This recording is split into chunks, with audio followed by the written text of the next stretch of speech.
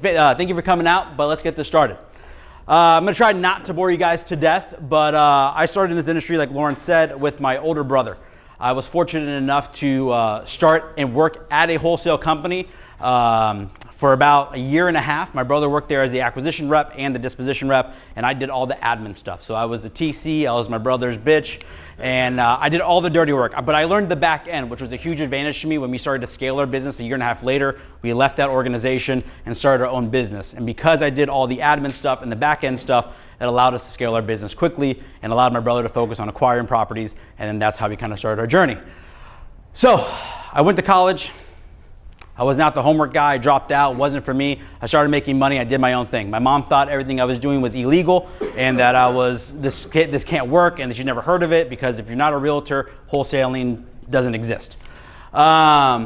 Since then, I scaled the team. I actually had, I was just talking about this the other day, I had about 23 people in-house in my Orlando office now, and then we opened up a call center in South America, Colombia, that had close to 200 employees, and we ran a giant call center.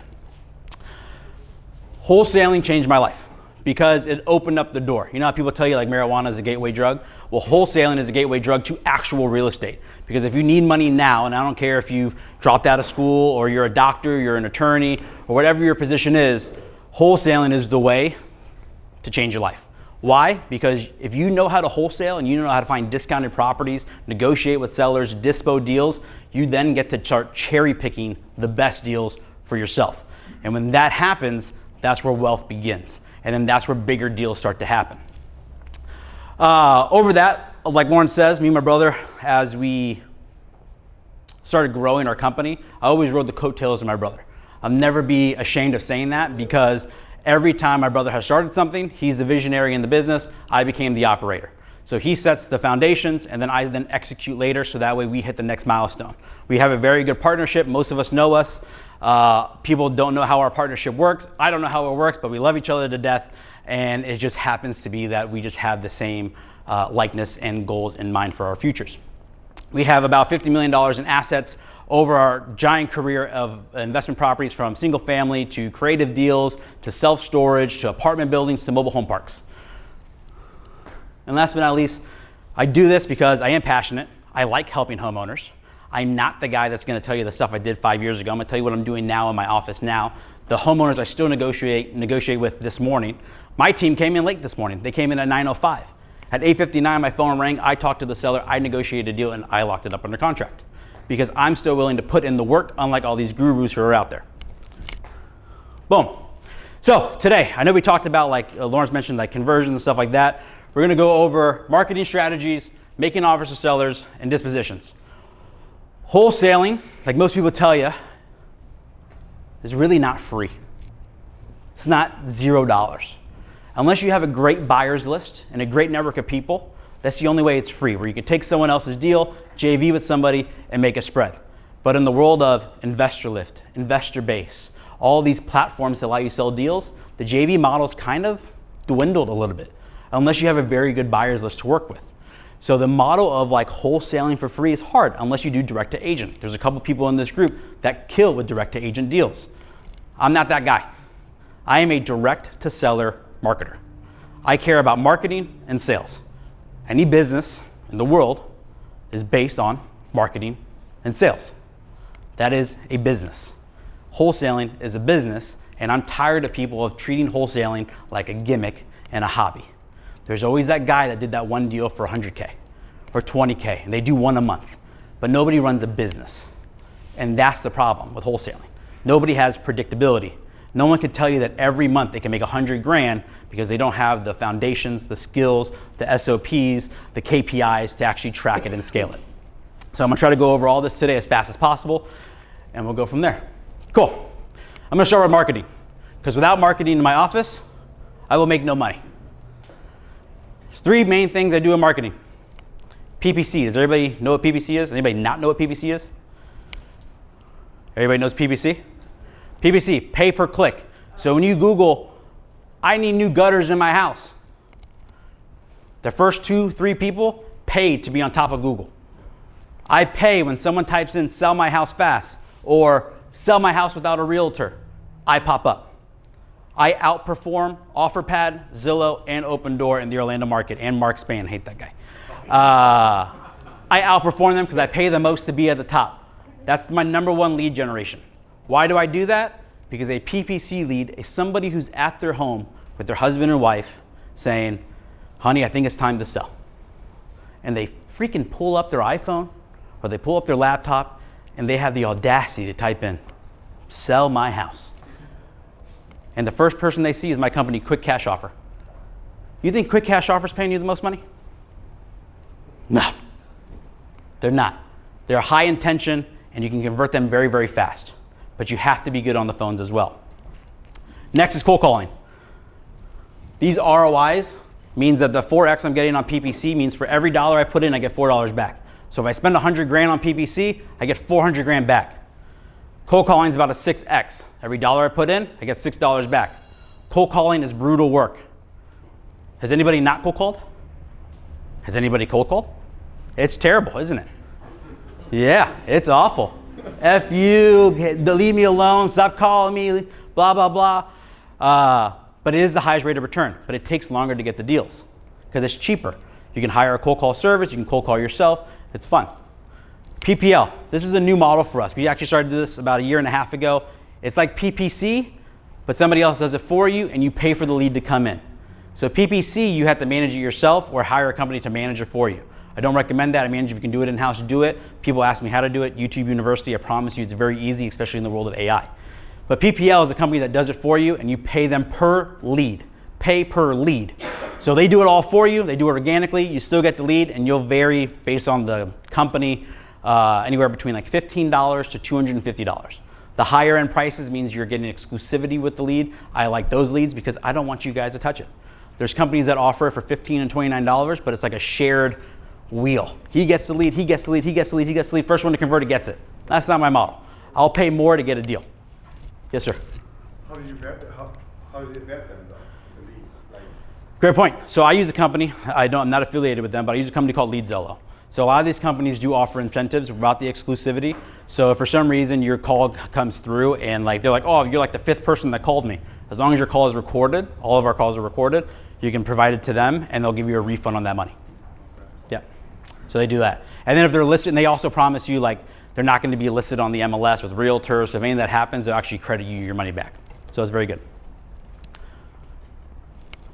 All right, this is my biggest slide. Most people in this wholesale game give up too fast. And they give up before they actually get their deal. Because this is what nobody teaches you, is KPIs and tracking. My PPC lead, when it comes, do I have any of my employees in here? Daniel's in there in the corner. How much does it cost me on a PPC lead? It's actually like $185. So when somebody goes online, whether they're just curious, or they just listed with the realtor tomorrow, or they're actually wanting to sell their house, it costs me $185. But it takes me 14 of them to get one deal. Cold calling, it takes me 20 opportunities to get one deal. PPL is 18. So when most people come in this industry and I hear words like, well, I tried cold calling and it didn't work. Or I did PPC. Or hey, I hired that LeadZillow company you told me about and I put $3,000 into it and it didn't work. I run a huge organization. It takes me 18 of those guys. You've got 5 leads. Yeah. How do you expect it to work if you don't know what's actually working in the market? A lot of people quit in this business because they think they're just going to get a home run off the bat. Or they hear somebody in this room, they're like, oh man, I just started wholesaling and my first deal, I got a deal. That's going to happen. That will happen eventually. And keep in mind, this 1 in 14 for PPC, that's based on a year. That's a year of KPIs. I could go this week and get 30 leads and not get one deal. That is an average for across the year. This is why KPIs in the wholesale business is super important. I'm going to give you some marketing success stories. We had this biggest deal right here. This deal came from follow-up. It came from actually an agent that actually filled out a web form. We ended up cold calling him as well. And as much as I don't like to work with agents that much, this agent gave us a very big deal. We made $125,000 on an assignment. This agent in the beginning Worked with the homeowner. He was sick. He was dying. He wanted to get rid of this property. It was right after the hurricane that happened that ruined all of like Sarasota.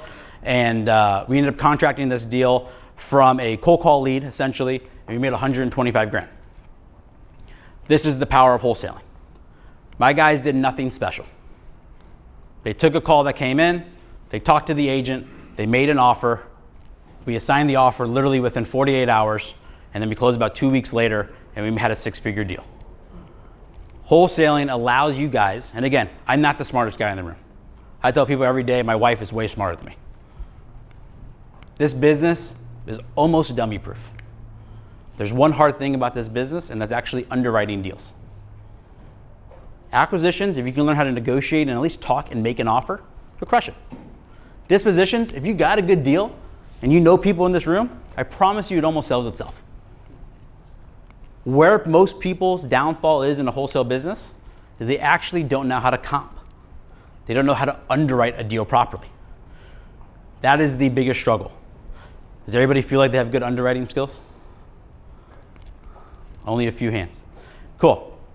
Underwriting is an art, it's not a science.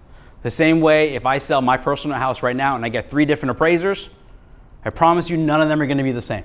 Lawrence knows the story about my brother's personal house. His first appraiser came in about $2 million short of where he needed to be. The second appraiser, spot on. It's an art, not a science.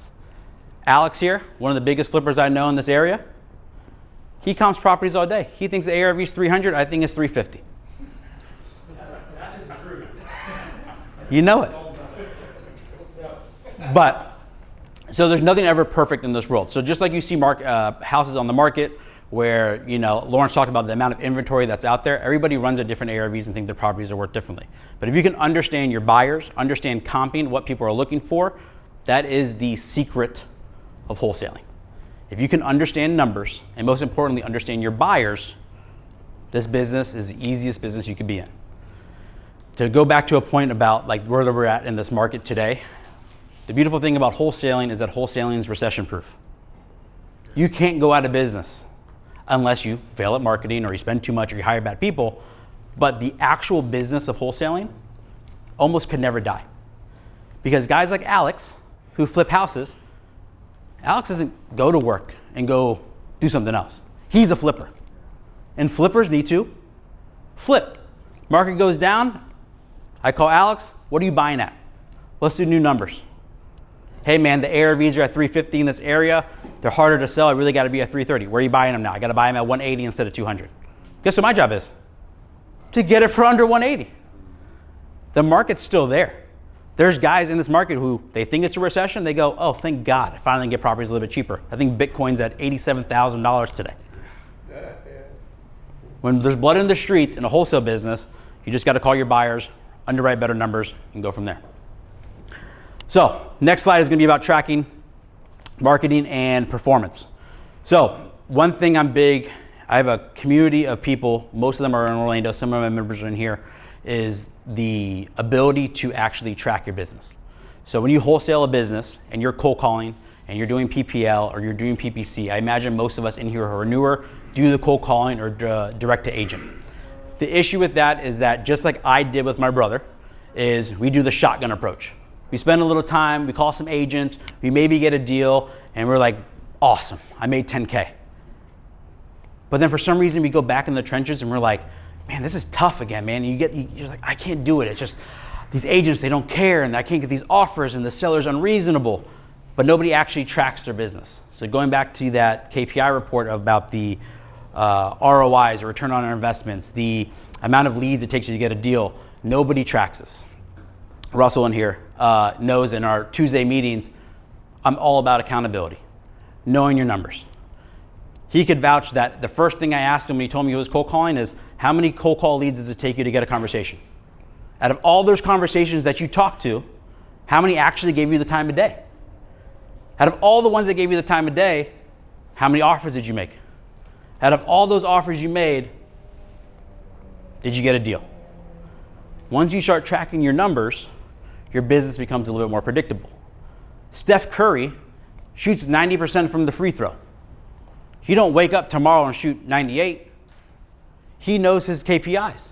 They only change by doing more. Your business is the same way. Just because it takes you, do you mind giving your numbers? Do you know how many leads it takes you to get to a deal? 3,000 calls. It takes him 3,000 calls to get a deal. Do you know how many offers it takes you?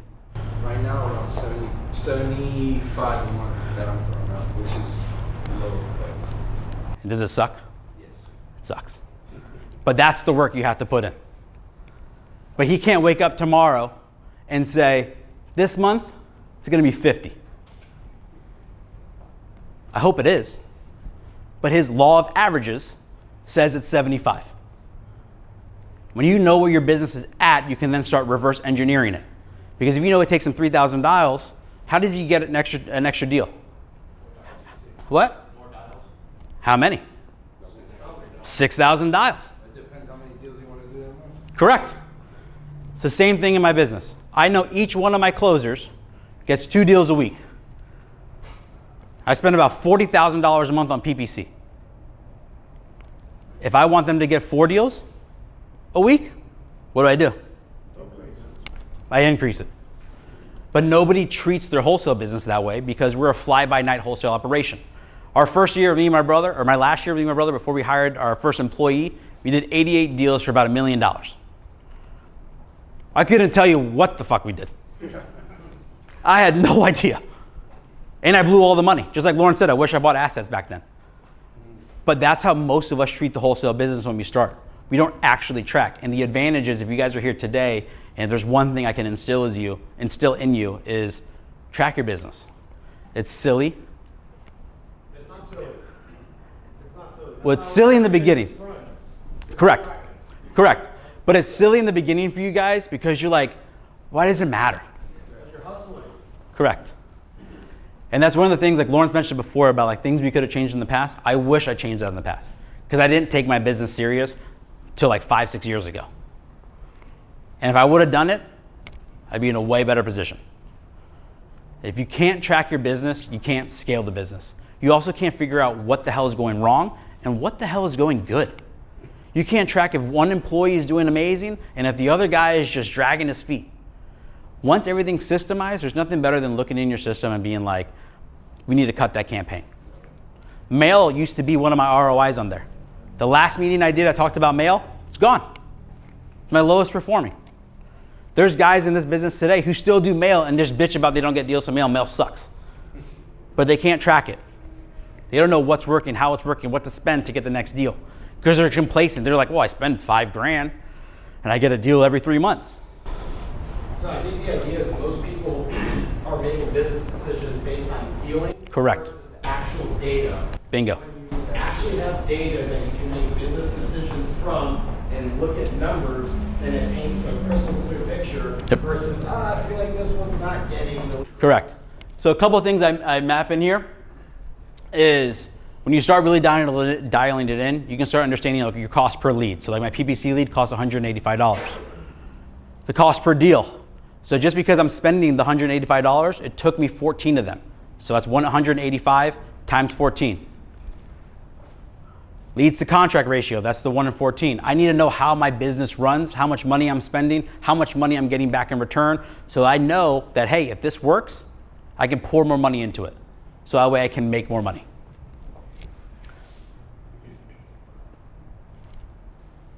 Are you doing any email marketing? I don't do any email marketing. I am a old school approach of picking up the phone and dialing as many people as possible. Yep. Cool. Any questions on marketing? Anything like that? Cold calling, PPC, direct mail, PPL? Go. How do you organize and manage all of that data? Keep track of all of it, everything.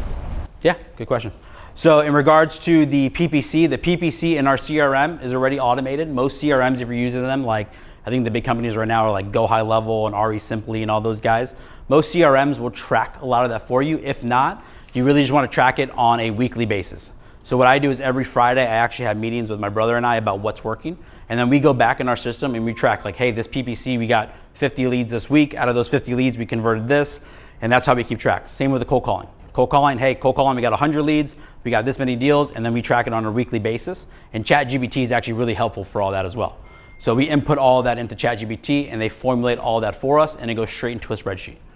So that's why I said, like, especially in the beginning, especially if you guys are new and you're doing the cold calling, it's way easier to get started now than going 2 years in the business, and then someone tells you, hey, go back 2 years and track all your shit. And you're like, that's even worse.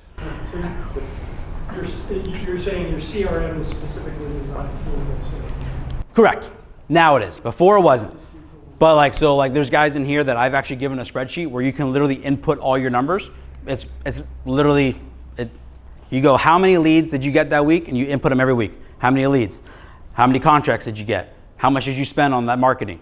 Out of those leads, how many did you contract? How many canceled? How many did you convert? Like a Google Sheet will do that, and ChatGPT, if you just tell it what you want, will give it to you in 5 seconds. Yeah. Good question. What do you consider a lead? What do I consider a lead? On what platform? What marketing campaign? Cold calling? Yeah, most of the time it's cold calling. PPC, everything's a lead. That person went on the computer and said, I want to talk to you. Those are my best leads. Cold calling, what I consider a lead is we have 2 variations. One's called in-range and one's called actionability. In-range means that if they give us a price that's under 80% of the Zestimate value, my cold call company sends that over as a hot lead. So if it's listed for 200 and they say they want 150, that becomes a live transfer to my closer here in Orlando, who then takes over that transfer call and then tries to close them over the phone at whatever price we need it at. That is a price, high motivation lead because it's price driven. The other one is actionability. These are our most convertible leads.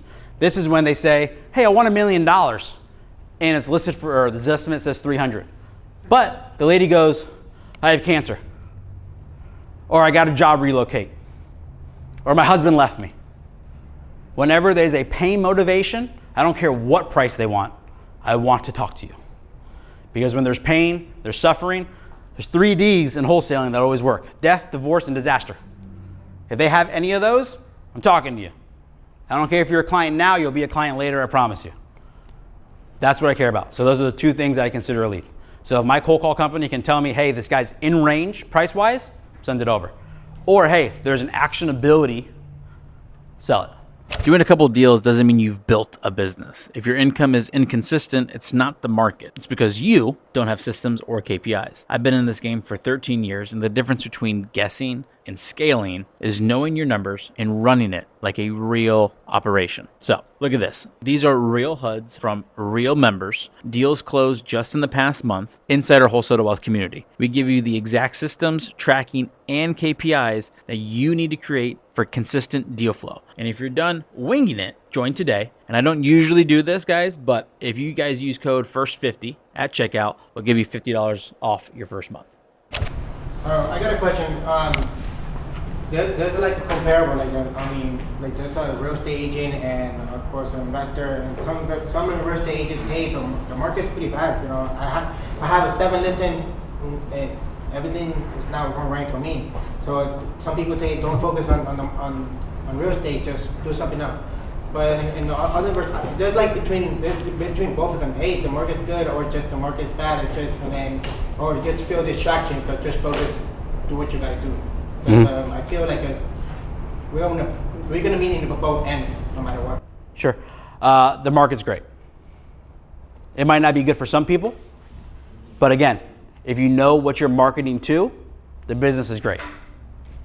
Yes, are people having listings stuck? Are there flippers who are not making money? I have a flip right now, I'll lose 400 grand on because my brother bought a shitty property that I told him he should never buy. So the market in that aspect, I hate Pensacola. I'll never do a deal ever again.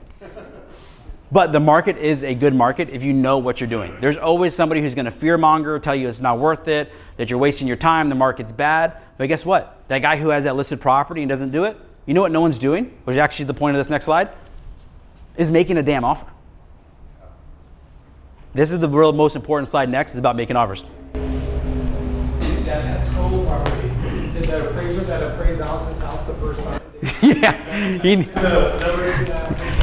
Yeah, trust me, that's a whole nother story, but basically. Did that answer your question? Are you locking up these deals sight unseen? Oh yeah. I probably say about 95% of my deals I lock up sight unseen. Sight unseen means we're a virtual model. I don't look at any houses. It's very rare if I actually go look at a house. Actually, there's one in Winter Park I went to go look at. Only reason I looked at that, it was a repeat client. Can you walk them through your process? Because basically you're looking at it, I want to make sure people really understand that process. Just kind of walk through it from when you talk to them to how you actually see videos and pictures of the property.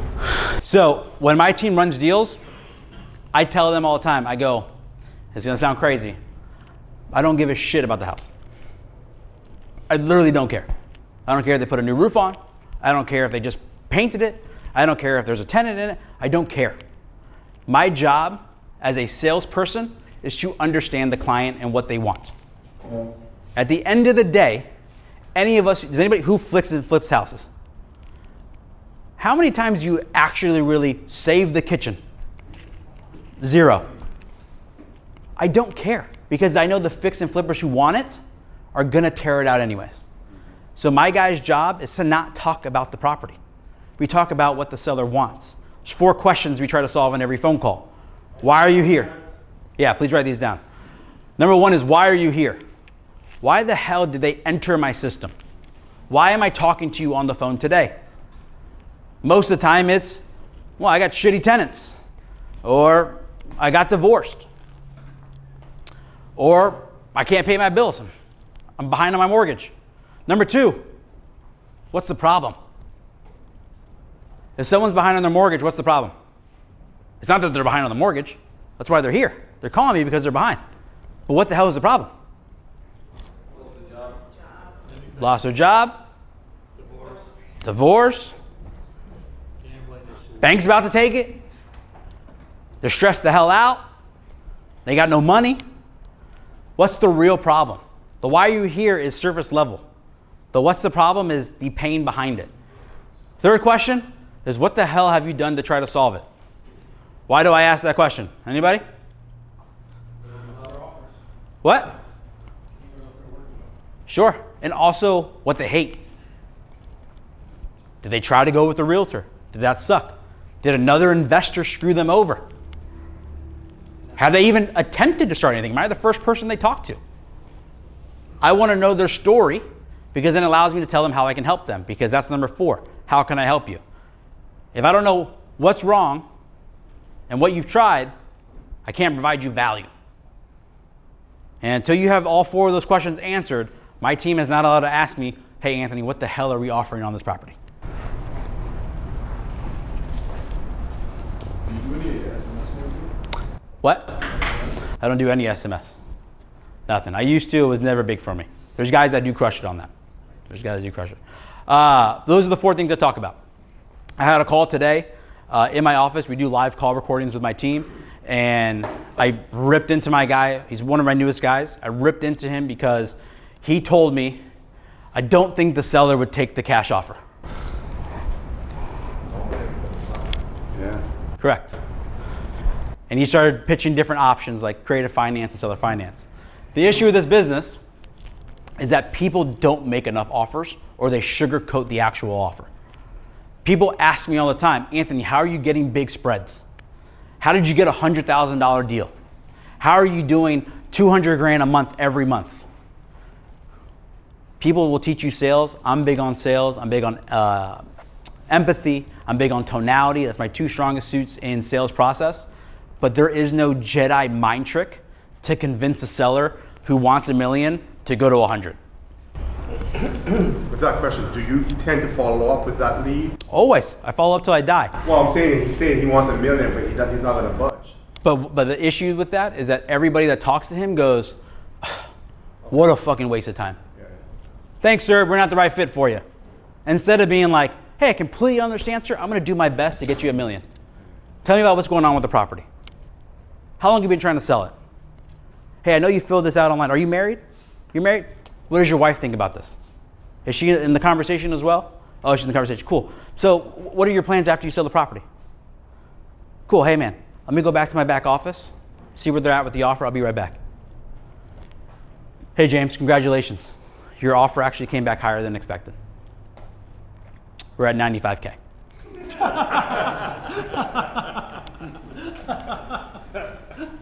But my job with James is to build massive amounts of value. James is talking about his family, his wife, his issues, why he's trying to actually sell the property. Is James going to hang up and say, go F yourself? He might. But guess what? When James gets his ass kicked and he can't pay his mortgage and his wife hates him a little bit more, or something emergency happens and he can't pay medical bills, guess who he calls? The guy who gave him an offer. That's the difference. I'm the guy that gives you offers. There's so many sellers my team talks to, and Daniel can vouch for it, where they go, yeah, I've talked to investors, they don't even call me back. You're paying $185 on PBCs, you can't even make an offer. It's not rocket science. The issue is people don't make offers because you think that it's not a deal. Anybody ever gone to CarMax or gotten a quote from CarMax? Yeah. I love CarMax's business model. You know why? Because they give you an offer on every goddamn car. And they give you 3 days to decide. I think it's now like 7 days. But they make offers every time. And people get in shock because why? They go to KBB, Zillow, and they go, oh, my Civic's worth $22,000. And then they go to CarMax and they're like, fucking $12,000, what the? This guy's crazy, $12,000. And then they go to Honda to go trade it in. Honda's like, I'll give you 10. Or they just go, you know what, I do have to sell the car because I got to buy books for tuition, or I got bills and my daughter is going to dance. But CarMax is so successful in the biggest used car sales business because they just make offers on everything. That is the secret. You want the secret of wholesaling? Make an offer on everything. Whether it's the MLS, which is how I started, was MLS. My brother, there's another guy, his name was Jack. Maybe some of you guys might know him if you're in the older groups. But there's sheets that came in every morning that I had to do offers on because everything was MLS, REO, and private sales. My brother's stack was about this big. He would print out MLS hot sheets and write ARVs, sell at, this is my offer, put it in the system, track it, make the offers. I'm telling you, every morning at 7:30, I'd come in, a stack was this big. My brother would come in at 5 a.m., scavenge the hot sheet, make all the offers, and put it in. The other guy, right here, maybe 5 offers. There was no secret to it. We made the most offers, and we followed up. So back to your point about following up, we followed up with everybody. That's the whole point. That's the next secret of this business, is you got to follow up. So do you have a formula of how much you are going to offer them? I mean, and how are you doing are you doing comps? I mean, you're doing it live. I do it live, so there's no callbacks in my office. Great point, because I'm going to lead that into the next. So research actual cash sales. This is how I count properties. There's a couple platforms, PropStream, InvestorBase, and the MLS. Does anybody not know what they are? Everybody knows the MLS, obviously. PropStream, or there's another company called Privy. They give you cash sales data. There's a new company, InvestorBase. Again, not affiliated with them. I use David's login still. I don't even pay for it. Yeah, I was going to say, you haven't sent me anybody. Yeah. Mind your business. But these platforms tell you what the cash sales are going for. So when I talk to a homeowner in Altamont Springs who has a 3.2, 1,500 square foot, I just look at what is selling cash.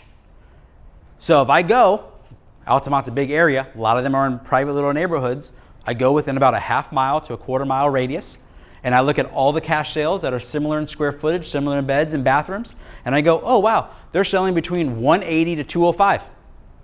What am I offering? 150, 180. Anything under what the cash sales are. I am not a rehabber. My job is to know what Lawrence pays, what Alex pays, what Daniel pays. That's my job.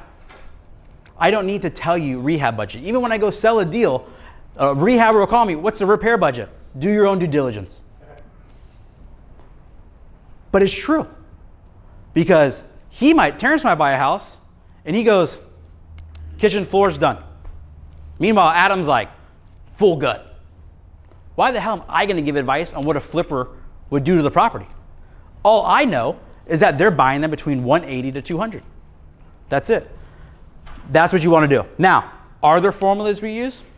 Yeah. If we're having trouble comping it, we're not finding the cash sales, we'll pull out a Mayo formula and try to map it out as best as we can, but that's not the model. Because there's not many properties, because we're in the Central Florida area, There's comps everywhere because we're in Orlando, we're in Tampa, we're in Altamont, Maitland, Winter Park. There's really good comps literally everywhere. There are a couple properties, and like Carol loves sending me really difficult ones, where I'm like, I have no idea. So we'll run a flip formula, and I'll go based on what flippers tell me. If Alex is like, hey, a full rehab's $50 a square foot, I'm gonna run it that way. For me to rehab a property, I'm at like $60 a square foot because I'm not a good flipper. I pay more because it costs me more, it takes me longer. But my main secret is just find the cash. Find who's buying. That's it. Don't make it harder than it has to be. Your job is, hey, Mr. Seller, let me put you on hold real quick. Let me see what's going on. Let's check with our underwriting department. I then hop on Investor Base. If you know what Investor Base is, you literally plug in the address, tell it you want it within a mile radius, and you want it within the last 6 months.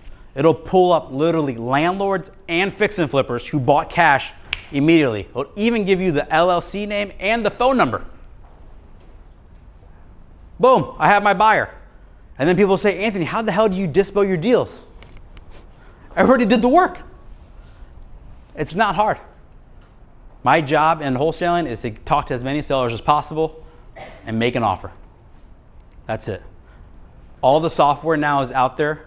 Back in the day when I did this, none of this was available. PropStream, Privy, Investor Lift, it was literally all MLS and literally going to construction sites, going to networking events like this and finding the right people. Now, was one last thing, the no comp strategy. So this is where some people label it as mudslinging. But if you ever can't find comps and the flipping calculator doesn't work and you just feel like it's a deal, my last strategy to quote unquote lock up the deal is find what the cheapest house is in that neighborhood. So if you pull up for sale on Zillow or whatever platform you're using that looks for active properties, put them, no filters, find all the active properties, and if you find the cheapest house in the neighborhood, and let's say the cheapest one is $190, if you can get it under that, I promise you 85% of the time you will sell that deal. Because if you go to any room and say, Lawrence, I have the cheapest house in Tampa. I have the cheapest house in Channelside. I don't know the numbers. I can't find the damn comps. My flip formula is all over the place. But do you think Lawrence is going to text me back pretty fast? Hell yeah. I will. And they'll probably roll in your number. You go back and renegotiate it. Bingo. I'm with you, yes. That is the making offers. Now, to keep going on making offers, that is literally the number one thing. I've coached many people. I've looked at people's CRMs. That is the number one downfall in most wholesale businesses that are at a scaling point. And it's not because the owner's not good. It's because their team members think for themselves. So with my office, when you have a homeowner on the phone, there is a process they have to go through. They have to come to me to get an offer. They can't just go, hey, Dennis, thanks. Have a good day.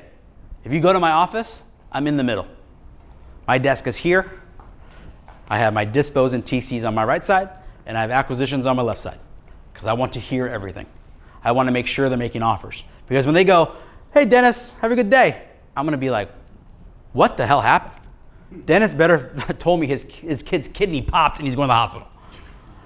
Because Dennis deserved an offer. Because Dennis spent the time with you to have a conversation. And I don't care if he says, you called me, hurry up, make me an offer, go. I'm making you an offer. That is your responsibility as a wholesaler, whether you're single, doing it by yourself, or you have a team. Make the offer.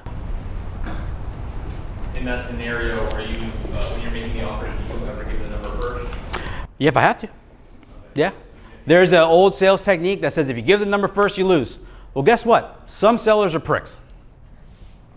Now, it doesn't mean that you get on the phone and they go, hey, Anthony, what? Are you looking to sell your property? Just give me an offer. Hurry up. I'm going to hang up on you. That guy's going to be pretty tough to reason with. I don't know much about a situation. So yes, are there examples where we try not to give an offer? Yeah, if the guy's really rushing us off the phone, it's not going to happen. But we're going to try to de-escalate the situation and just be like, hey man, Lawrence, it sounds like you get a lot of these phone calls. Yeah, you guys call me all the time, da, da, da. Well, if everybody keeps calling you, what do you think's going on with your property? Well, I don't know. You guys just called me out of nowhere. I don't know how you guys are getting my numbers. Well, I can tell you why. I got you here. You're on a divorce list. Should I congratulate you or say I'm sorry? My job is to de-escalate. They're supposed to be upset because everybody in this room cold calls. We all rose our hand. We all called Lawrence Malloy for his house in Tampa that he can't sell. It's been on the market for 120 days. We all called him. He's upset. He can't sell it. But we let him be upset deter us from making an offer. I'm pretty sure he wants an offer on that house. Badly. He might not take it, but he wants it. I promise. Oh. Cool. So I talked about this already. I kind of jumped the gun. But this is our sales process. Our sales process is to build rapport, which means I care all about the client. I want to know your whole life story first. If I don't know you, I don't want to give you an offer. Next is to build value. How do I build value? I understand your story. I understand where you're coming from, what the obstacles you have. Once I know that, I can then figure out how to help you. Become the expert is what we call it. Hey, because you've gone through this is how I helped out. You start giving third-party stories of, hey, we helped out a homeowner in a similar situation. This is what we did for them, and then this is how the story ended. Why do we do that? No one gives a fuck about your advice. They don't care. You know what they do care about? Other people's stories. That's why we go to movies. We like seeing the happy endings. People want to see that movie theater. They want to know that you've done this before, you help people in situations, because we're not going to tell them, hey, I can help you get out of this. We're going to say, hey, I actually worked with Adam, similar story. He got divorced. He hated his wife too. It took a long time for them to get a contract together. We actually talked to the wife so they didn't have to speak. We worked out the whole agreement separately. They didn't even have to go to closing together. And the best part is we actually let the wife stay for an extra week because she lived with the kids and was doing all that. Now he's more excited to do business with me. Versus him telling you, be like, dude, we'll just like send a contract to your wife. Don't talk to her. Don't worry about your kids. We'll let you stay. No, I'll let him decide that. That's my objective. That's to become an expert. It's by giving third-party stories. The best part about being a third-party story, you're the author. You get to paint it yourself. So it doesn't always have to be a real story. Just make sure it relates to their situation. After that, we then qualify. So everything in our sales process is about qualifications. So even though they talk to me and I cold call them or they filled out a web form online and they reached out to us, my whole pitch to them is, I got to see if this even makes sense for us, Mr. Seller. I got to go back to my underwriting team, my back office, my financial department, whatever it is. If you guys ever been to a car dealership, who walks you through that door? The sales rep. And I know we all think sleazy car salesman, but that model works, especially in virtual sales, because I need my guys to be the tour guide. I need them to know what kind of car they want, what needs they want, what do they like, what do they don't like. And then when it comes down to the numbers, as a sales professional, I don't want them to be the bad guys, because I want them to disarm the seller and let somebody they don't know about in the back office be the bad guys. Because when they dislike it, it's not because of them, it's because of the back office. Just like when you go to the car dealership and they go, hey, what do you want? Well, I want $500 zero down. For the Escalade? I got you. No problem. Oh, but hey, by the way, here's your first term sheet. 20 grand down, $1,000 a month. That's not what we discussed. I know, man, but the guy in the back, I don't know if he didn't have his coffee or his donuts or what the hell's going on, but you know, what do you think you could do? So now the counter negotiation games gets off of you and goes on to somebody else. Because again, I spent the time learning about my client, understanding their pain and their motivation and what they need. I don't want to come in there and stab them in the gut with an offer. I'll tell them somebody else made that offer. And then, hey, you know what? I completely agree with you. I don't know what that guy's going. You know what's crazy? The owner just walked in. I'm going to see where he's at in his process and see what's going on. Maybe I can get him to come up. But before I go back there, Susan, I imagine there's some flexibility in your price. Well, you know, Anthony, I really wouldn't want to go lower than, 180. That's tight. You don't have any other flexibility potentially? Well, let's see what they say first. Okay, so it sounds like you're flexible. Let me go back there and talk to him. But now the game gets off of me. I can blame somebody else and I can negotiate properly. That's my goal. So take the pressure off the sales agent and put it back onto somebody else. After that, once they accept the offer and they like the offer, probably one of the trickiest part of the business is assuming the sale. Assume, assume, assume. My wife calls me a professional swindler because I get a lot of free shit. but it's because I ask. There's a guy, I forgot his name now because I'm talking about it, of course, but it's called the power of asking. If you ask for something, you're more inclined to get it. You ever had a kid tell you, hey, Daddy, can I have a chocolate before dinner? No. They come back 5 minutes, can I have a chocolate? Can I have a chocolate? Can I have a chocolate? Can I have a chocolate? Fine. Did she Jedi mind trick me?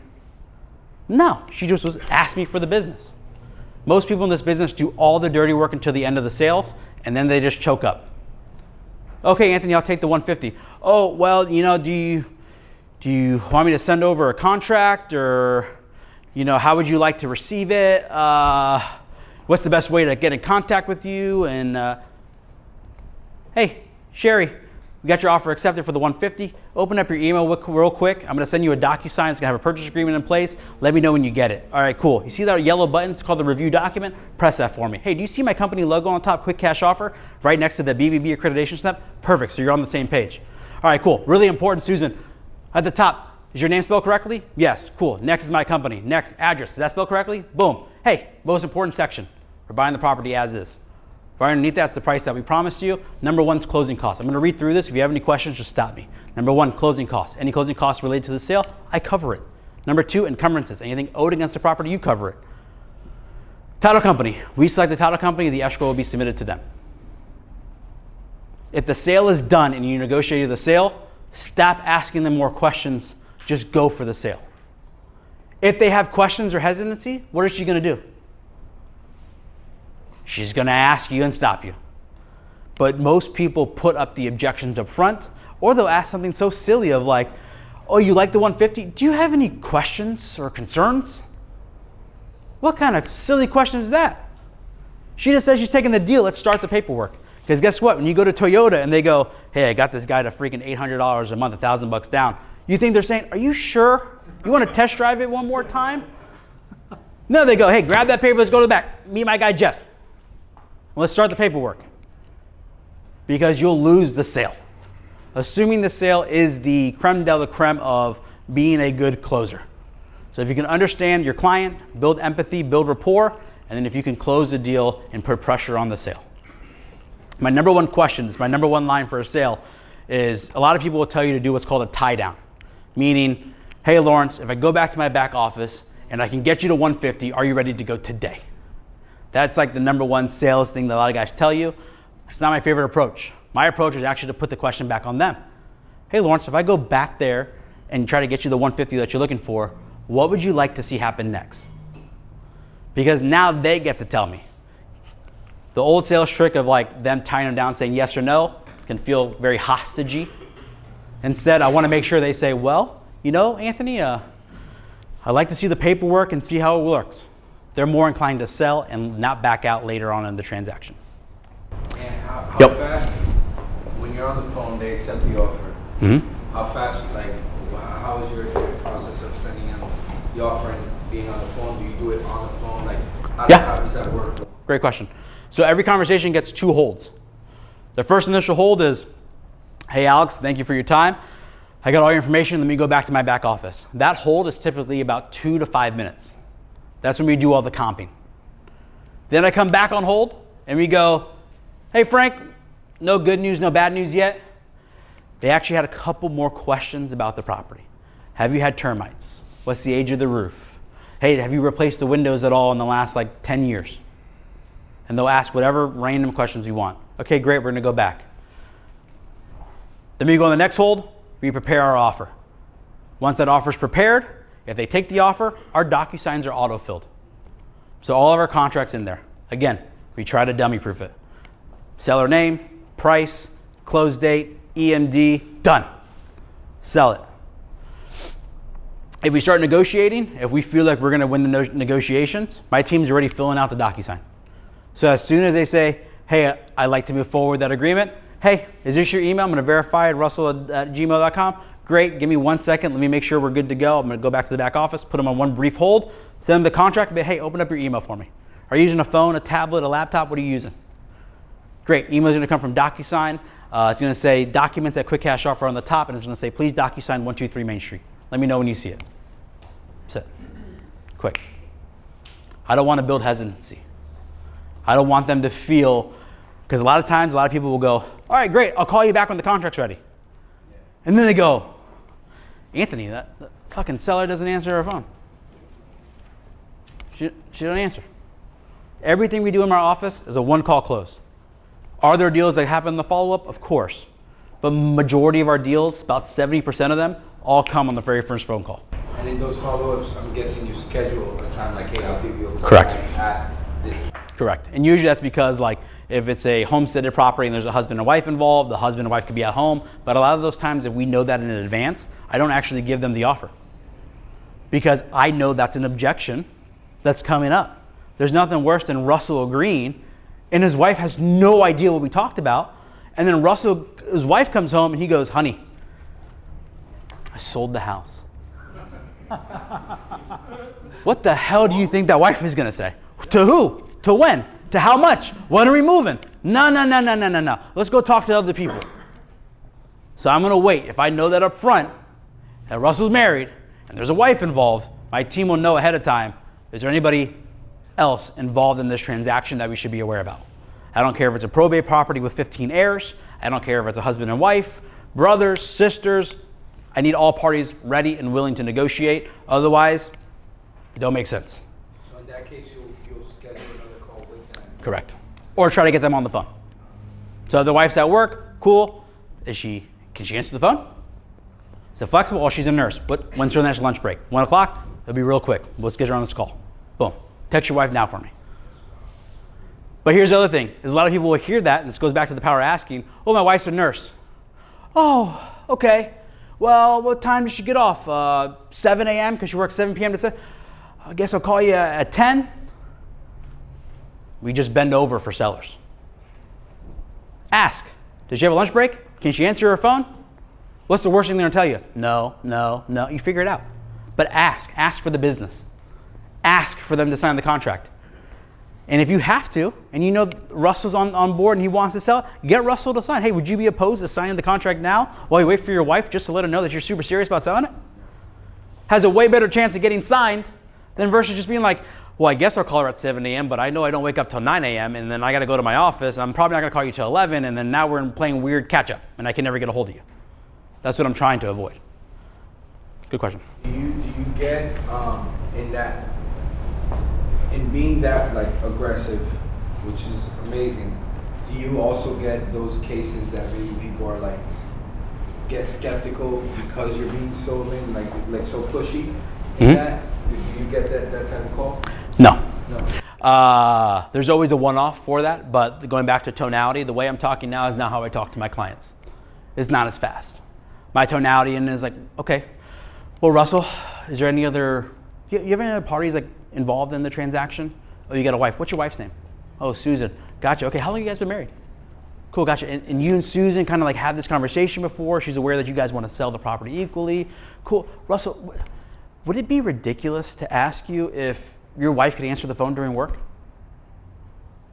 No, it wouldn't be ridiculous, Anthony. Cool, like let's call Susan. Let's just see if she answers. What's the worst thing that could happen? So tonality plays a big thing in your sales.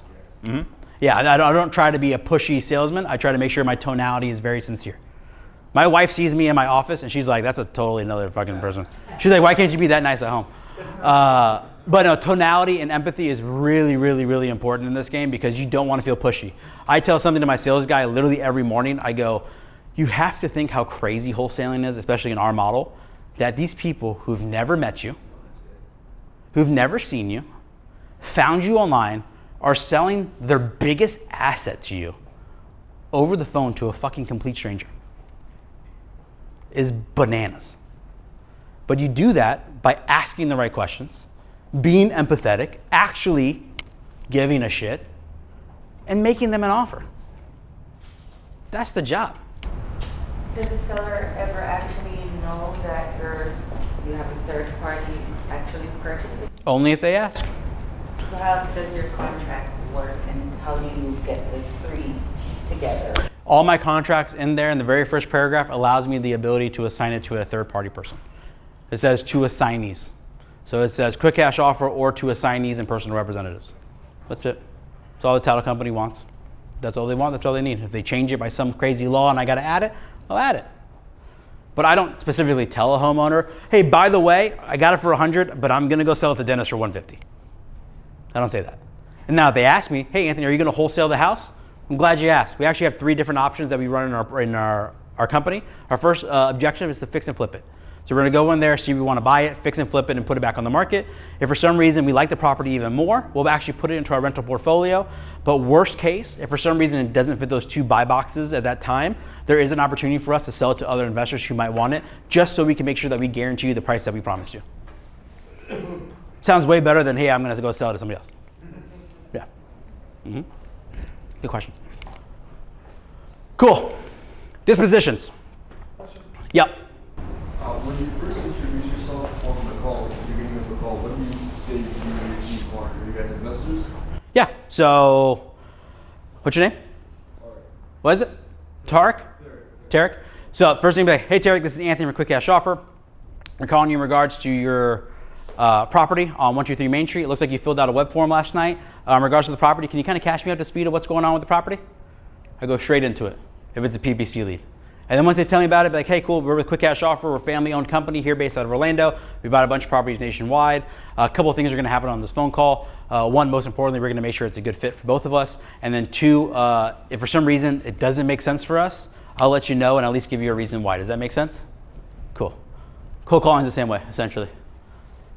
And then we typically with cold calling, we just say, hey, you got paired up with us from a third-party referral company. They mentioned to us that you're looking to sell your property. We're just trying to see if we can be a good asset and resource for you, and that's it. And then we go straight into rapport. That's it. Keep it simple, stupid. Any other questions? Cool. Dispositions. So, acquisitions is important. Making offers is important. Underwriting is important. If you can't sell the deal, it don't make sense. That's where the money comes. There's a guy in that corner, Daniel, he's got his head turned down as soon as I said dispositions. I'm probably the meanest employee to dispositions. I love everybody in my department to the T, especially dispositions, but I am the hardest on that department because all the efforts that the acquisition agents, the TCs, all the people in the background of the business rely on him to sell the deal. If the deal doesn't sell, there's no commissions. Alex doesn't get a new property to flip. The TCs do all the legwork for no reason. The title company doesn't get a deal. The deal just crashes. Dispositions is like the heart of the company. Yes, you need marketing, you need lead gen, you gotta talk to sellers, you gotta have sales, but it's all pointless if you don't sell the damn deal. Because that's where the money is selling the deal. So how do we build a buyer's list? When I started, it was rooms like this. To this day, I still see buyers that I meet who are savages that are in this room. If you guys don't know Alex, I think he comes because he knows I pick on him all the time and call him a big buyer. He's a savage buyer. Lawrence, savage buyer. David Geraldo, savage buyer. They go to rooms like this and they want to buy. I meet them, I find out their engineering, how their minds work, what properties they like, what they don't like, and then I go hunt for it. Why am I going to make it complicated? Next, if you don't have those resources, or you're in a weird market, we're in Orlando, so you don't have that excuse, MLS research. If you have access to the MLS or have somebody who can give you access to the MLS, just look up the last cash sales in the last 6 months in a given county, and people will tell you, like, go in that neighborhood. No, if someone buys in Altamont Springs, they're pretty much going to buy in Altamont Springs. If someone buys in Orlando, that might be a little different because Orlando's pretty goddamn big and there's ghetto and there's hood and there's nice houses, but like specific niches, just pull them anyways, because also you're gonna have a good conversation, you're gonna talk to them. On the MLS research though, you're gonna get a lot of agents. So you pull up cash sales, you find out who was the selling agent. Hey, is your buyer looking for more properties? I'd love to sell them one. Are you probably gonna have to put the agent in that deal? Hell yeah, but would you rather pay an agent 3, 5, 10 grand if you have to, so that way you get that buyer in your pocket? Of course. Your next person you look on the MLS, look at the nice houses. What's on the market? What's renovated? Go call the listing agent. Hey, I saw your guy just had a new flip. You think he wants another one? Half the time, it's the flipper who listed it. Do you list your own properties? My agent does not. So we list our own properties. You list your own properties? Yeah. A lot of flippers list their own properties to save on the commissions. Those are your buyers. Drive-by scouting. I just locked up a Winter Park lot and it's like a luxury. It's gonna be a big, like 4,000 square foot house. I spent the day after I locked that house up, and I drove around Winter Park, and I went to 3 houses that were currently under construction and tried to meet the owners. Unfortunately, didn't meet them. It was all just the construction guys. But like scouting, I met some of the craziest, most wealthiest guys you could ever imagine just by stopping at the construction site and being like, hey man, I'm just curious what you're doing. Well, how'd you get this deal? And talking to them, meeting to them, discussing with them, and being like, hey, this is what I do. I just locked one up on Blossom Lane. You might be interested in that one. Cool, I'll send it over to you, and building a connection like that. Like anytime you see a rehab project on there, and that's the one thing you guys should do all day, because I said it from the beginning, the only way this business is free is if you have good buyers. Every house where you see a dumpster, you see freaking a sticker on the door for permits, you see a roof getting replaced, find out who's in charge and just talk to them. And just let them know, hey man, I get deals, wholesale deals all the time. Do you buy from wholesalers? If you don't, I can let you know what to do. We get off-market properties at deep, deep discounts. If I come across something in this area, would you be interested? Hell yeah. That's it. Next, if you're really struggling, title companies, hard money lenders, if they're willing and able to do that, you call them and be like, hey man, I have a wholesale deal. I know you guys do business. I know you deal with cash investors. Do you think you might have somebody who've bought in this area before that you know in your network that might be interested in this one, and I'll make sure I give you the title work, or maybe they'll probably do that loan with you. And then have them be that referral person for you. Keep it simple. Cool. I always make sure I include it. How do I actually dispo the process, and what's my dispo guy's sales process? First thing we do when I get a new deal, a lot of you guys will come after me in this meetup and be like, how do I get on your buyers list? I promise you it's gonna take you a lot of dirty work to get in here. VIPs are people who I've done business with, who have closed successfully. I call them first. That deal I sold Lawrence in Spring Hill, shut up Lawrence. I called him first because I knew his numbers and how he likes it. I don't always sell Lawrence deals because he gives me lowball offers. But I knew he would like that deal specifically, and I literally told him, I go, I have not sent this to anybody. I need you to make a decision. He was the first person to walk it and everything. And I also trust him to buy the deal. I know he's gonna have financing in place. I know he's not going to fail me because he's already done it before. I've done a couple of deals with Frank. I'll talk about Frank later. Frank entrusts me to sell a couple of properties for him because he knows my buyers perform. VIPs are the lifeblood of my company. If my marketing fails and my team fails and they all say, I hate Anthony and screw this business, I will be perfectly fine because of the network of buyers I've created. Because I can go in any room, find people who have deals, and then sell their deals to people I know that can close and who I entrust. VIPs buy my deals most of the time before you even see it on the market or advertise on my platforms, because I like doing business with people who do business and do business properly. That's my full intention. Now, Lawrence might give me a lowball offer. So might Alex. The next thing we do is we text blast our buyers. We have 4 buckets: a VIP buyers list, what we call active buyers, meaning people who make offers and schedule showings. Then we have unqualified, which means that they're just kind of interested, but like they feel this out, but they haven't really done anything seriously. And then we have like a cold call list. That's their 4 initiatives, and we text blast each group to see the activity. After that, we send out email blasts, and then we use the websites like Investor Base and Investor Lift, where they just blast out to whatever buyers that are in their platform in that radius, and we let them do the work and let the calls come in. And then the last approach is like the direct to agents, pulling up the MLS research and doing the actual cold calling and dirty work.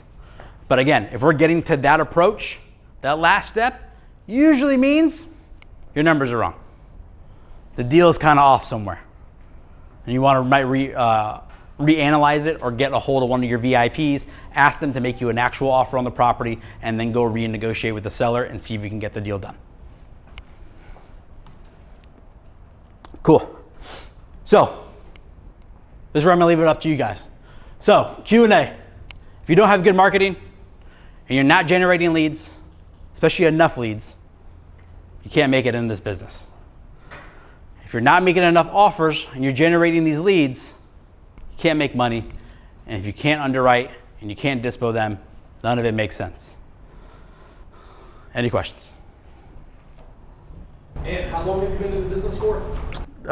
Since I was technically 17, but by myself since I was 19, I'm 31, so 14 years. 14 years, okay. And when did you really start catching your stride in the business? Because I've known you for a while, and you you guys weren't always super successful. You get up here, you've been at it for a very long time, so all of this stuff rolls off of your tongue very naturally because you do it day in and day out, thousands of times. It's like Steph Curry shooting threes, he does it thousands of times a day. When did you really start catching your stride, and what year? I gotta do some math here. 2018, 2019. And that's when me and my brother actually like hired our first person. And the reason we did that is because we were spending like $3 to $5 grand a month on like just mail and doing the bandit signs. And we thought we were doing good. We were making 50. About 7 years ago, which 7 years in the business, just kind of hobbying it? Hobbying it, just literally like we were young, dumb, we lived together, we blew all of our money, we should have bought assets at that time. But it wasn't until we went to a mastermind like Boardroom and all these high level groups where I met kids younger than me with Lamborghinis and Ferraris. And I'm like, how are you getting this? And they're like, what are you spending a month on marketing? And I'm like, $3 to $5 grand. And they go, try spending 30. Grabbed an Amex, spent 30K, I made 110,000 in the next 30 days. The reason I'm asking these lines of questions is because I think for most people, I think they come into any business, especially wholesale, that people say, oh, it's easy, you can do it, and you can break it down. But the reality is it takes a long time to just understand the business, understand making offers, how to negotiate, how to build buyers, sell assets. But it's very normal for it to take years or a few years to really catch stride, just like in any business. It's no different. And especially for you, where you're at now, that's how business owner, people think it's like this, like a line that just keep on going up. Most of the time it's like this. It's flat, flat, flat, and then all of a sudden it will hockey stick up. And it's very important for you guys to understand this because most people will never make it to where he's at because they'll give up before, like we talked about. I talked about in the beginning, he talked about as well. But as we sit in here, and even for people that have experience, that have done 10, 15, 20 deals, to do hundreds of deals is a lot different than doing 5 deals or 10 deals. But all of this is possible. I want to make sure that everyone that comes out of this meeting, all of this is possible. There are multiple people in this room right now that I see that are running this business, but it takes time. It takes consistency. It takes discipline. It takes a lot of no's. It takes trying some stuff out. It works. It doesn't work. And what Anthony has done really well is he has built his own little way of doing it. There's a lot of different ways you can do this business, right? But he's actually went from hustler to CEO. Hustler's just doing a deal here and there. CEO is like, hey, let me track my KPIs. Let me track my marketing. Let me, hire people. Let me hold them accountable. Let me understand the back end. So 2 totally different businesses here versus going from hustler hobby to actually turn it into a real business where he makes, multiple 7 figures, on a yearly basis within their business. Yeah, and it also, the best part is like all of us, and like the beginning slide says wholesale to wealth. That's the community I have because wholesaling is a tool. I knew I had this event today and I spent my time. I went to lunch with my social media guy. I had a margarita. I got to pick up my daughter from school. And I know that I have $150,000 closing in the next 4 days. And I didn't do anything. Didn't do a lick. My team did it. And that's the power of this business. If you can do it right and track it, that you then actually have freedom. And then most importantly, build the wealth. Where most people fail in this industry, just like me and my brother failed in the first 5 years, even though on paper, people would be like, I wish I had that. We just weren't doing it right. We weren't tracking it. We weren't buying assets. We weren't using our wholesale business to be reinvested into our business. There's guys in here who will make a $20,000 assignment fee and be like, I love it, let's go to Miami. And then they blow it all. And then they go back in the rat race and they're like, this freaking sucks. But they didn't elevate it. I understand when you do this direct to agent, the first 5 years I partied my face off, unfortunately. But I was young, I started very young. But in the beginning, like you have to invest in your business. There's 2 ways to start wholesaling, and it's with time or it's with money. And if you don't have money, it's gonna require a lot of time. Direct to agent, it's gonna be a lot of cold calling. You're gonna have to do a lot of MLS offers, a lot of Zillow, a lot of FSBO to get that first deal.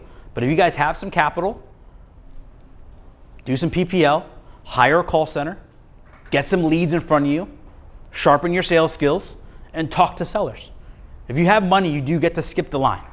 I will tell you that. It gives you an advantage. But that doesn't mean, oh, well, this guy Anthony told me if I have 10K, I'll start making money. Well, you still gotta build a buyer's list. You still wanna understand the sales process.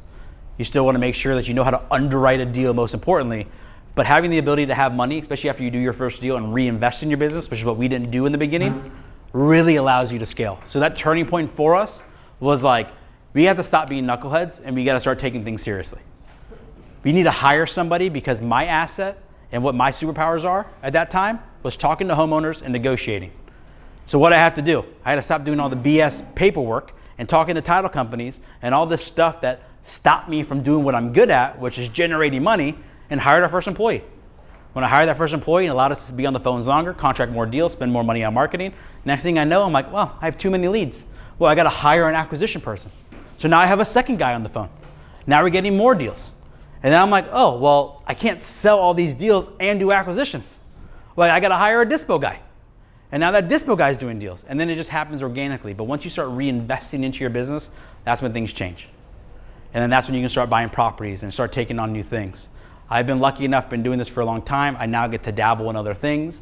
We lend money. We own a title company. My brother just opened up a freaking pizza shop in Winter Park called Perla's Pizza. Check it out. That's the tool of all this, is that now you get to start playing. I'm 31 years old. I tell Lawrence all the time I'm going to retire at 40. He's like, you're freaking crazy. But Lawrence also knows, because I pay for mentorships, I've poured hundreds of thousands of dollars every year to get guidance from guys like Lawrence and guys like Kent Clothier and all these guys to tell me what I want. Lawrence changed my life in Charlotte 6 months ago. Because he's like, he told me his wisdom. I wish I bought more properties at your age. And like he said, my goal, because he was my moderator from the room, even though he kicked me out in Dallas, he told me that I had to buy 5 properties within 3 months. But they couldn't be shitholes. They can't be in C-class neighborhoods. They got to be A and B. That was my goal. I attacked. I became an action plan. I bought a deal from Carol, paid her 10 grand for the deal, turned it into a pad split. It was a 5-bedroom, 3-bath. We converted it to an 8-3. Some of you guys came out and checked the property. That property would have been $6,000 a month. I took over the mortgage payment. I only paid $2,800 a month. We grossed about $3,000 on that property. The seller got $0 at closing. Carol got more money than the seller. Yeah, so I run a small group, guys. It's called Wholesale to Wealth. There's actually a couple of members in here. There's Frank, there's David, Leon Haritz, and Carol, and I think there's some other people in here as well. Adam and Russell, boom. I now get the pleasure of doing this selfishly to help people grow. That is like a new passion for me. I still get to be in the operations, but I also like helping people succeed. I also like doing deals with people. Frank, he just did a $117,000 deal assignment. Direct to agent. He's right there. Boom, $117,000. Carol, monster on lease option subject to creative finance. I ended up buying a deal for her. David Geraldo, he actually helped me find my personal residence. I fired him in my office like 3 times and gave him promotions. But he's a rockstar flipper, rockstar wholesaler. I have a community of people where I like to teach you how to scale your wholesale operation, because it's not easy. You do need guidance. I spend, like I said, 6 figures every year, my brother and I, to have people coach us, because that is the only way it happens. None of us, if you guys ever played sports, you can't just be good at basketball. You can't be good at soccer. You have to have coaches. I get it, you did a deal. You made 10 grand. But why aren't you making 100? Why aren't you have that employee helping you do the cold calling? Why haven't we scaled? How come the $10,000 you spent on PPL and PPC, why hasn't it worked? No one's telling you. You're a fly-by-night company. I do it because I want you to succeed. I want to do deals with you. We get to partner. I've helped people save deals. I've given people attorney advice who are getting fucked over by sellers. Because this is a real business with real problems and real issues, and if you don't know how to solve it, you're not going to be at this meeting anymore. You're just going to give up. I dropped out of school. I'm probably not as smart as any of you guys in this room, but my main thing is One, I don't give a shit. I don't care about people's opinions. And I'm an action taker. You tell me what to do and I do it. I play sports my whole life. Tell me what I'm doing wrong. Tell me how to fix it and I'll go do it. If you guys met my brother in our prime when we lived together doing all this business and you heard the way that guy would talk to me, you would be like, HR, please. But that's what people need. People need a kick in the ass. People need a reality check. You need to understand how to actually operate your business. Yeah, so with these groups, you get weekly meetings with me. You get access to community. The main thing is real accountability and real action plans and understanding what your needs are, whether that's comping a deal, understanding how to flip a property, getting advice on like, hey, this is what happened to me in my situation, how to get you out of it, to sales negotiations, to dispo, to just someone being on your side and making sure you hold extreme accountability. Next week, I literally told Russell, I was like, next week we're going over KPIs. I need to know what's going on in your business, where your numbers are at, how we can understand where your business is at, so that way we can prepare for 2026. Because if we don't know how to fix it, we don't know how to scale it. Frank right here, does everybody know Frank? I feel like everybody knows Frank. Do you have anything good to say about the group and why people should join? Oh, I mean, it's been great collaboration, the deals that we've done together. Really? Yeah, it's been good. Frank's being very modest. Frank is an absolute savage in this industry. He's also a very good action taker. So I don't know if you guys know Frank's backstory, let him tell it for himself, but Frank is one of those guys that like, you give him a crumb and he fucking just runs. And he runs hard and he takes action. Frank's yelled at me on deals where I'm like, I promise you, Frank, it's good. He goes, Anthony, I don't give a shit. I need an answer right now. Because he wants deals to get done. I didn't use that word. You did not use that word. You did not use that word. Let's hear about this big deal. Frank? It was through a realtor in the brokerage that I'm part of. Mm-hmm. And we've been, talking for a while. And yeah, she called me and said, Frank, I don't know how to do this, but don't do like other investors and screw me. Yep. And that's not gonna happen. So anyway, Anthony had the buyer and we did the deal. So you got the lead from an actual agent? Yep. Yes. Who's an agent in here, a real estate agent, has a real estate license? Once again, never a lack of resources, it's a lack of resourcefulness. Yep. Right? If you're not asking every agent in your office, if you're not finding a way to get in front of the other agents in your office and letting them know exactly what you do, hey, I'm buying properties cash. If you have anything that needs to work, they want an offer, they have some type of situation, please give me a shot at it and start building those relationships. It's like anything else, relationships.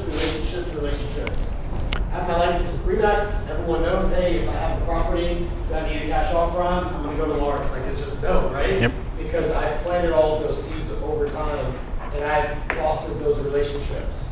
But everyone has the same opportunity in here that Frank has, I have, and the other agents in here have, but utilize it. Yeah. And it's super important to get into groups like this, guys. And I'm not that guru that's going to tell you I'll change your life and promise you the world and charge you $10,000. How much is your group? It's $199 a month. Okay. Less than what you'll spend with dinner with your wife on a Saturday night anywhere in Orlando. And how do they get in touch with you in order to get signed up? QR code right there. You can also follow me on Instagram, Q the Closer. Reach out to me in the DM. I promise you in this business, I am local and my reputation means everything. Whether you're a realtor, you're a wholesaler, you're a flipper, if you do somebody wrong in this business, everybody will know about it. I don't have time to play games. I promise you the people who do know me in this room will only speak highly of me, and I can say that with confidence. One of the biggest reasons I think Frank's also successful is that Frank can also make very aggressive offers. But he understands that he'll call me before he makes the offer and be like, what do you think about the deal? Where would you buy it at? And Frank knows, worst case, Anthony will buy the goddamn deal for me. And I'll go 0-day inspection with the high deposit because Anthony gave me his word. David Geraldo, before he bounces out on me, he was having trouble with one of his PPC leads. He goes, Anthony, can you call the seller and help me out? Did you lock up the deal? Yeah. Did you sell the deal? Yeah. I'm here for you. Carol runs lease options. She needs help running numbers. She just told me she's doing some deals. I promise you I answer the phone 24. Frank calls me 3 times a day. You know how many times I answer? 3 times a day.